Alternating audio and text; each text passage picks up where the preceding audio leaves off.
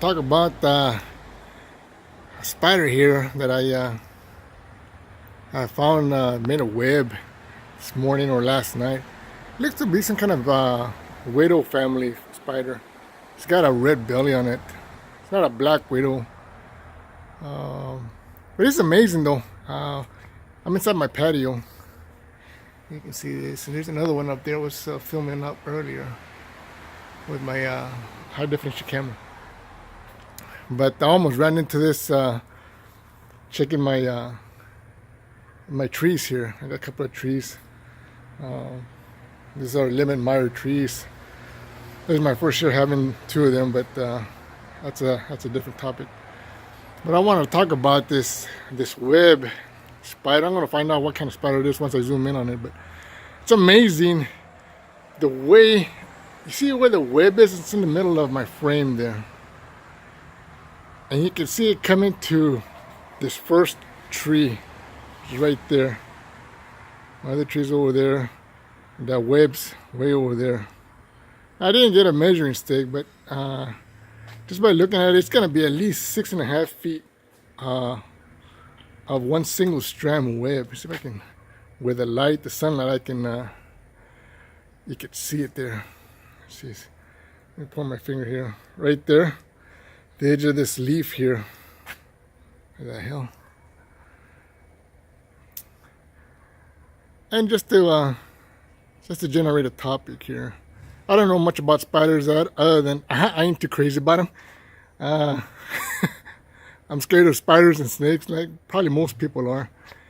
I do recognize the poisonous ones, which is the black widow and I think the brown recluse. We get them out here in Florida, but I've never been bitten by either. But I've had close encounters with them. But I just want to talk about this. I'm trying to figure out where exactly. It's because it's amazing to see this. The span of that one single web is holding up that one single span of web is holding up the entire architect over there. I guess I don't know how else to put it. See if I can zoom in on here. Just trying to get close to that leaf. I think it's coming from this leaf right here.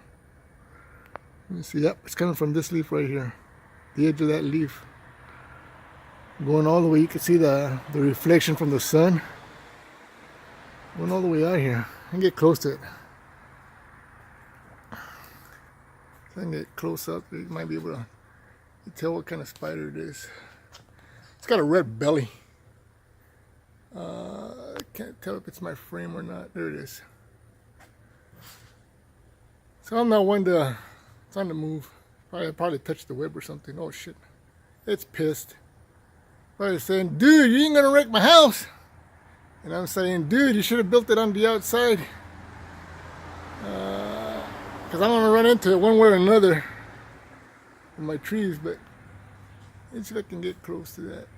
See how well this camera does. I can get that. I don't know if I can get right there. I don't know if I can identify it from, or you can identify it from here. Then it's what the hell is it? Damn phone. There it is. It's part of the, I guess, the widow family. Must be a male spider because they're usually smaller. And I usually see these on the outside of the house. Right outside my patio out here. This son of a bitch made it in here. So, it's out here trying to snag some snacks. So I just wanted to talk about this just simply because it's amazing that the distance it's able to, right there. You can see it right there at the top of my tip of the finger there. All the way down to that tree, the edge of that leaf there. It's got to be at least 6.5 feet. So, pretty amazing the way these spiders work. Now, if I leave them alone, they'll infest my whole patio. So I usually get rid of them. So, anyways, I got my own way of catching other insects, which I was about to talk about right now here. With my other plants here, right there, that that pot full of little plants there. That's my insect catcher. I'll talk about that next. Okay, today I want to talk about talking about the spider, but I really don't care for the spiders in my patio. So a couple of years ago, I went to it's one of the city's art and plant festivals, and I decided to buy something to try to help control. I get little gnats inside my patio during the summertime, and they're really a nuisance. Sometimes I get mosquitoes in here, but I decided to try these plants. They're supposed to be insect-eating plants. Now, before I started this, I kept at least some of the labelings of the plants that I got. There's 4 plants in here. See, 1, 2, yeah. There's 4 plants in here. First one I want to talk about is Diana Marsipula. Diana Marsipula. Hell, I can't pronounce it. I'll have to. I'll put it on a damn video. Spell it out there. And that's actually. Let me see which one's that one. Shit, I don't even know which one it is. That's gonna be. I think those are the fly-eating trap plants, or what do they call them? The fly traps. That's what they call them. I was looking at this before, which is these ones right here. I've always been a fascination with the Venus flytrap. I used to have when I was growing up. These they seem to do better for bigger insects. I mean, it's rare that I get flies in here, but when I do, I have caught a couple of flies with the Venus flytrap. I check to see how my plants are doing about once a week. They're usually out here in the patio all year long. If it starts to freeze, I'll take them inside. So I've seen a couple of flies on the Venus flytrap. Now I thought I almost lost them at one time. So I just let them be, and they actually they grew back and kind of multiple. They actually multiplied. So what I realize now is that I should have put each one of these in different pots, because when I put them in this pot here, they weren't that big, so I kind of separated them, but they've grown.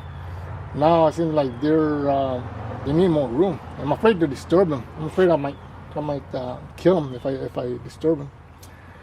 The other one is called Purple Pitcher. Purple Pitcher. It's got to be this one right here. And this one actually is dying. This one's pretty much dead here. They do really well during the springtime and summertime. They're constantly growing. Springtime, I noticed this past year that this one it grew seeds or some kind of it looked like seeds to me. I took pictures of it because it was amazing. That's the first time I've seen it. So they actually grow like between 12 and 16 inches long. Occasionally I'll see insects in there, such as flies and some gnats. They're really nice to look at, but they don't for catching what I want them to catch. They don't do very well. Same with the Venus flytrap. The other one that I could talk about is that's the one I just talked about.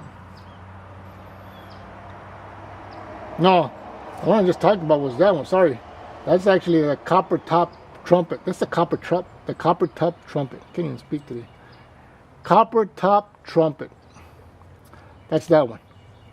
Like I said, they don't do very good for gnats. I have seen some ants in there crawl in there and they can't get out. The Purple Pitcher is this one's right here. I think when I first bought them, I only had 4 of them, but they actually seem to be doing pretty good. They catch bigger insects like ants. I've seen ants in there, and some flies. This one right here, I come out here and check and see how they're doing. This one's dead. So what I usually wind up doing is just plucking these out of here. They'll break off easily and give more room to the other ones that are growing up. But these guys are full of water. Oh shit, this one's got some insect or something in there. Oh shit, I think they all do. I have to get the camera closer here. So I can zoom in here.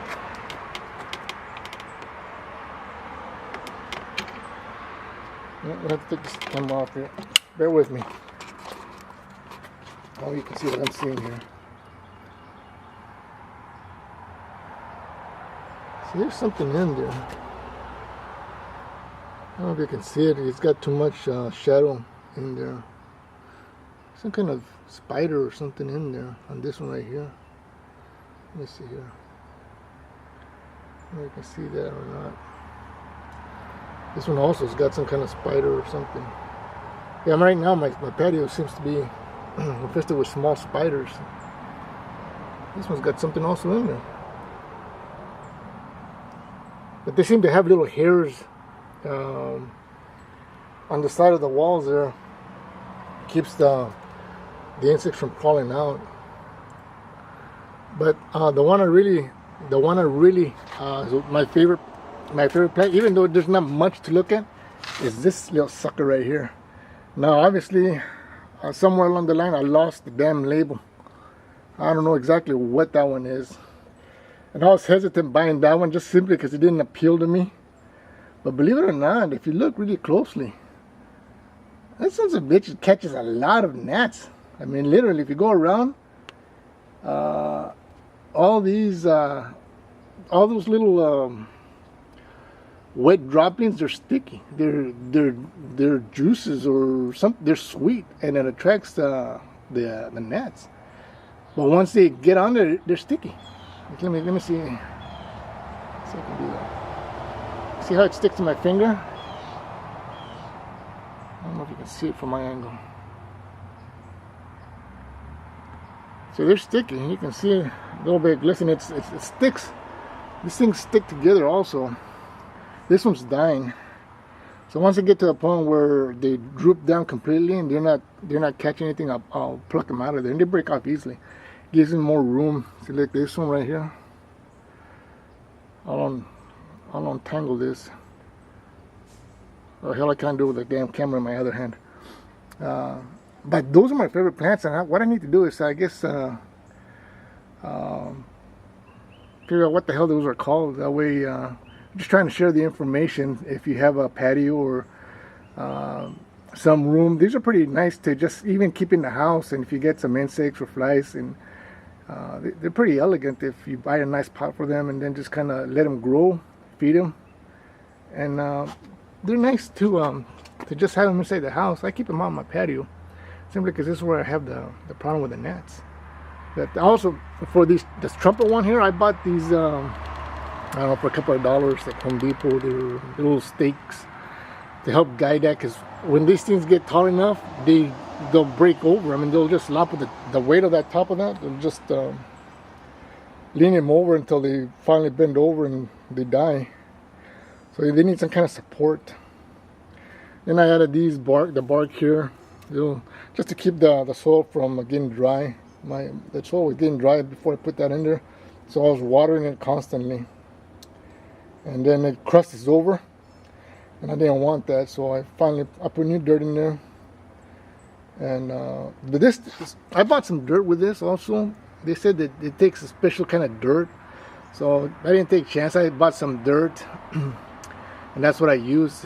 I mean, I'm just assuming that maybe regular potting soil would work, but I'm not gonna put my name to it because I don't know enough about these plants, other than that I'm sharing what actually would work if you have insects in your patio, or in your home, and you just want try to eliminate them naturally. This one right here does the best. I've seen flies on there also. The flies land on there, and them suckers can't. They'll tip the whole branch over, but they eventually die. I mean, I don't know if it's too much for the leaf to take, but it catches the flies. But it does really good with like smaller insects like gnats. Anyways, figured that talk about that since I ran across that spider. So, all right, just keeping it plain and simple.